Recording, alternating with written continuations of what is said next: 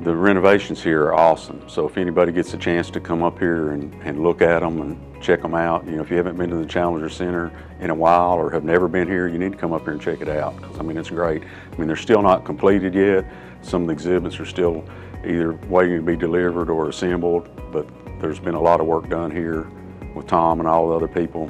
The Mission Control Center's been upgraded, new computer monitors. Everything really looks great. And in some places, it makes you feel like you're in mission control or on a space station. And then a lot of the science-based exhibits will be really exciting and stimulating. The kids have so much fun, they don't even know that they're learning science and engineering concepts, while they do that. So it's really good for the area.